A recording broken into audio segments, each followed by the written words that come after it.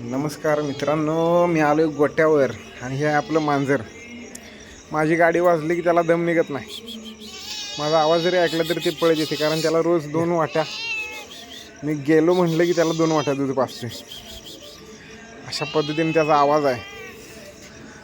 आणि मित्रांनो, हे आहे आपल्या संध्याकाळचं मुक्त गोट्याचं नियोजन. हे फक्त म्हशीचं कंपार्टमेंट आहे.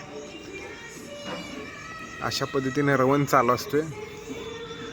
आपण मुक्त गोट्याचा फायदा एकच आहे मित्रांनो, की त्यांना आजाद करतोय आपण, म्हणजे त्यांना बांधल्यासारखं होत नाही. आणि त्याच्यामध्ये पाड्यासुद्धा आपण सोडलेल्या आहेत. ज्या पाड्यांना आपण गाईला पाजतोय त्या पाड्यांना आपण एका कंपार्टमेंटमध्ये सोडलं जाते. कारण का, की त्यांना गाईसोबत सोडल्यानंतर ते गाईंना त्रास देणार किंवा दूध प्यायला जाणार त्यांचं.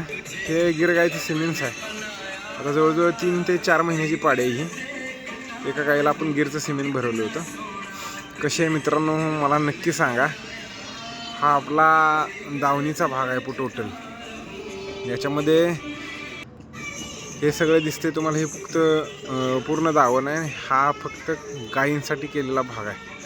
हा गाईचं कंपार्टमेंट आहे. जवळजवळ 50 कॅपॅसिटी या मुक्त गोट्यामध्ये गाईची आहे.